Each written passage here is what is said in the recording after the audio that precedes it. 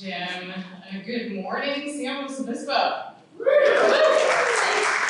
I'm so honored and excited to be here. Thank you for the opportunity to speak to you all and to reintroduce myself as your newly appointed city manager. This monthly Good Morning SLO gathering is peak San Luis Obispo, as my teenage kids might say. And so it's an incredibly special opportunity for me to be here in front of you today. A skosh frightening, but wonderful nonetheless. So why am I here and what's in store for you over the next 4-ish minutes? I'd like to give you a quick recap of what I'm all about, as well as what I've been up to since I was sworn in just a couple months ago. And then I'd like to talk a little bit on the theme of closing the gap. So what am I all about? For those of you who may recall from my introduction to you all about a year ago as your assistant city manager, I am a local government nerd at heart and in my blood. As my mother, retired city manager, taught me and repeated over and over, our local government is truly ground zero for our representative democracy. And I believe deeply in the values that this supports. I'm also deeply motivated by doing the right thing, even and perhaps especially when it is hard. And this is a huge reason that I'm here. I know that San Luis Obispo is the right place for me because we do not shy away from hard things. Climate change, homelessness, racism, inequality. We, our city council, our staff, and our community, we are facing these challenges together and working every day toward better in each of these areas. I'm incredibly proud and humbled to be part of this work and this team, and it is truly the deepest and greatest honor of my life to serve in this capacity. So what have I been up to since taking on this role? Of course, change brings an opportunity to evaluate and assess where we are as an organization and where we need to go in order to meet the needs of our community. It's a good time to do this kind of assessment with our next 2-year budget cycle just right around the corner. So we've been digging into our long-term financial planning process and working to ensure the high-quality services and infrastructure that our town deserves. And this has been a huge part of our work over the last few months and will continue to be over the next months coming up. So please stay tuned, get engaged, be part of it. We need your voice, your thoughts, your opinions, and your support as we go through this process. And also during these past few months, I've been prioritizing building and strengthening relationships, both internally and externally in the community. I've been getting out there, meeting with service groups, resident groups, regional leaders and partners, nonprofits, business owners. I feel like the great Roy Kent. I'm here, I'm there, I'm everywhere.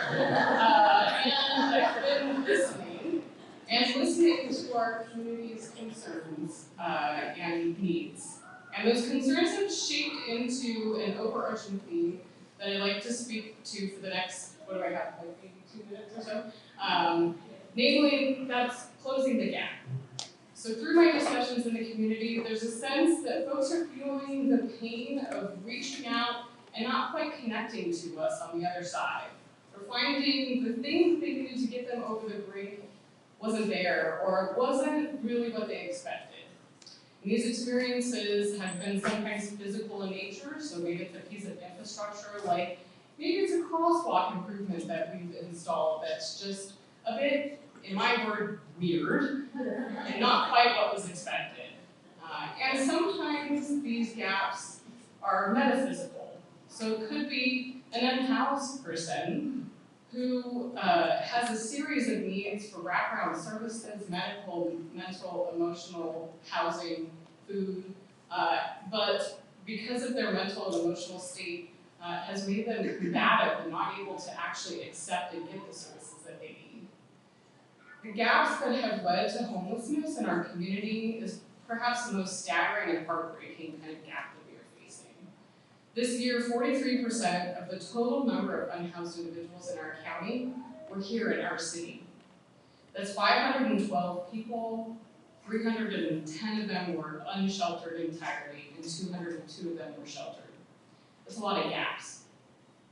But there is hope.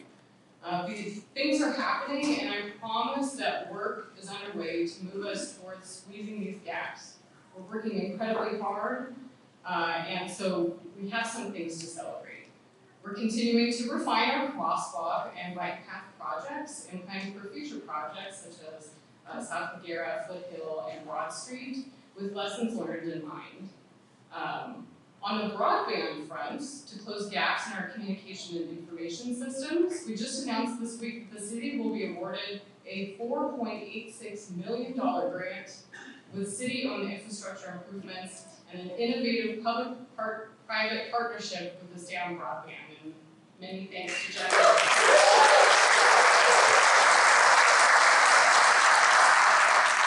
And we celebrated milestones for two major supportive housing projects in the city that will help our unhoused population, the Anderson Hotel Project and our Calle Joaquin Project, through the work of our partners at SLO People Self-Help Housing.